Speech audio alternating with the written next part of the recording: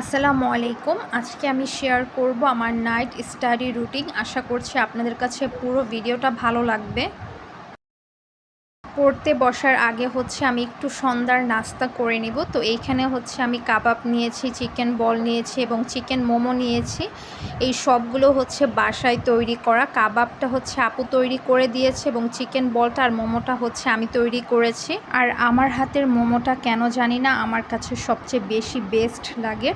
আর আমি একবারে অনেকগুলো খাবার খেতে পারি না, তো আমি সবগুলো থেকে অল্প অল্প খাবার নিয়েছি যাতে করে আমি খাবারগুলো শেষ করতে পারি।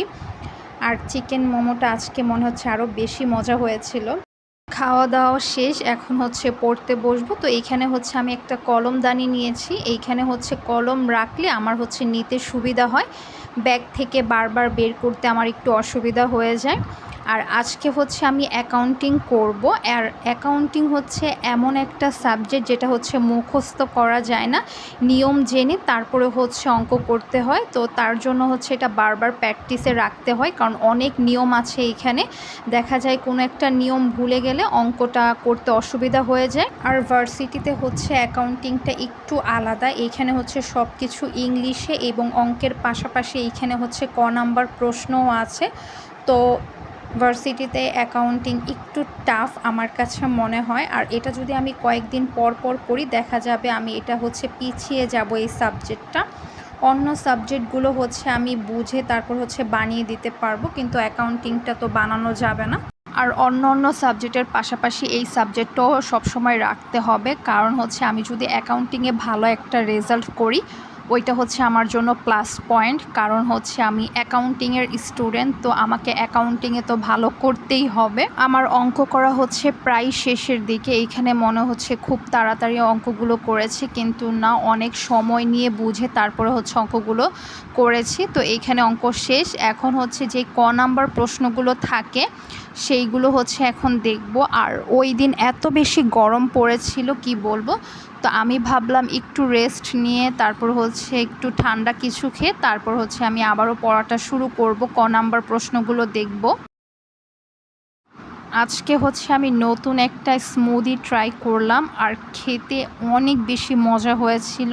এটা আমি ড্রাগন ফল, খেজুর, কফি, তারপর বাদাম, দুধ এইগুলো দিয়ে এটা বানিয়েছি। আর ঠান্ডা ঠান্ডা খেতে তো অনেক মজা লাগছিল। এখন এটা আমি খাবো আর ক নাম্বার প্রশ্নগুলো দেখব। এরকম ছোট ছোট ক নাম্বার প্রশ্ন থাকে, মানে অনেকগুলো থাকে। এগুলো মুখস্থ করাটা অনেক বেশি টাফ, কারণ একসাথে এতগুলো শেষ করা অসম্ভব। তো এই সাবজেক্টটা শেষ হয়ে গেলে আমি একটু হ্যান্ড রাইটিং লিখব, যাতে করে আমার হাতের লেখাটা একটু সুন্দর হয়। তো এটা আমার পড়া শেষ আজকের জন্য। এখন আমি ইংলিশ লিখব, অন্য কোনো দিন বাংলা লিখব। এমনিতে মাশাআল্লাহ আমার হাতের লেখা অনেক বেশি সুন্দর, বাট আমি চেষ্টা করছি আর একটু বেটার করার জন্য।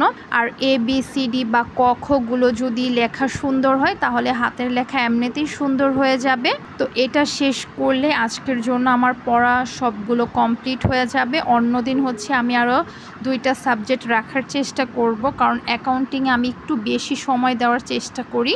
এইখানে আমার লেখা শেষ। আর সবাই একটু কমেন্ট করে জানাবেন যে আমার হাতের লেখাটা কেমন হয়েছে।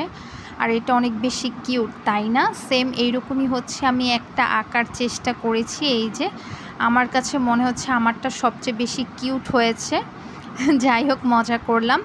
আর আজকে আকাশে ঠিক আমার মতো সুন্দর একটা চাঁদ উঠেছে। আমি যেমন সুন্দর, আজকে চাঁদটা ঠিক আমার মতনই সুন্দর, তাই না? তো সবাই ভালো থাকবেন, টাটা।